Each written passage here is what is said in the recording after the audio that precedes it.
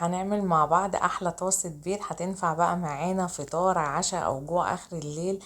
الوصفة دي لذيذة جدا ومغذية، وهنعمل كمان البيض هيطلع معاكي جوسي ومن غير ريحة زفارة. ولو اول مرة بتشوفيني انا مطبخ يسر، اعملي اشتراك ولايك وفعلي الجرس عشان يوصلك مني كل جديد.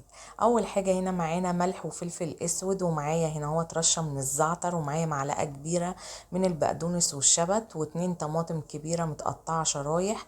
هنا معايا 2 بيضة.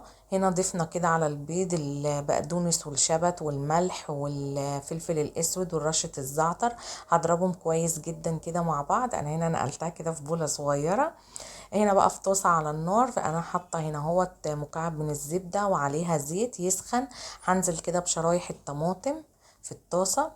وممكن تضيفي سمنة او زيت بس حسب المتاح عندك. وبعد كده انا ضفت هنا هو ملح وفلفل اسود عشان الطماطم كده تدبل شوية كده معايا.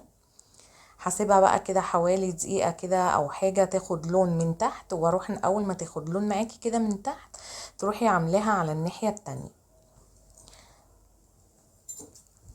هنا بقى خلاص انا عملتها كده من الناحية التانية، وهبتدي ان انا هضيف عليها ملح وفلفل اسود، وسبتها برضو تدبل كده شوية. وبعد كده هنضيف بقى هنا البيضتين بالحاجات اللي احنا حطيناهم عليها.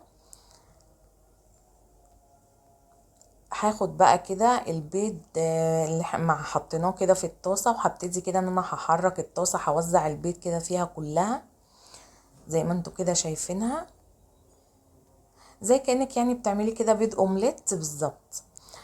هنا بقى انا حبيت ان انا هضيف جبنه. انا كان ما كان يعني ممكن تضيفي جبنه موتزاريلا، انا ما كانتش متاحه عندي، كانت متاحه عندي الجبنه الشرايح بتاعه الهمبرجر، فانا ضفتها عليها كده من على الوش. انتي متاحه عندك ممكن تضيفي، مش متاحه ولا الجبنه دي ولا دي مفيش اي مشكله، ما تحطيش برضو، هتبقى طاسه بيض رهيبه جميله جدا.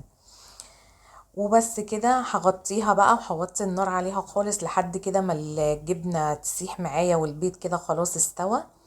هبتدي بقى ان انا هحطها كده في الطبق اهي. وبصي ب2 بيضة عملنا بيها احلى طاسة بيض يعني، وما شاء الله حلوة وبتكفي يعني افراد كتير معاكي، جميلة جدا. بصوا بقى دلوقتي هنقطعها مع بعض اهي. عارفين انا كنت يوميها انا كنت باكلها كده، لما عملتها انا كنت باكلها كده بالشوكة، اكلتها حاف من غير عيش. تحس ان هي عامله زي البيتزا، جميله جدا.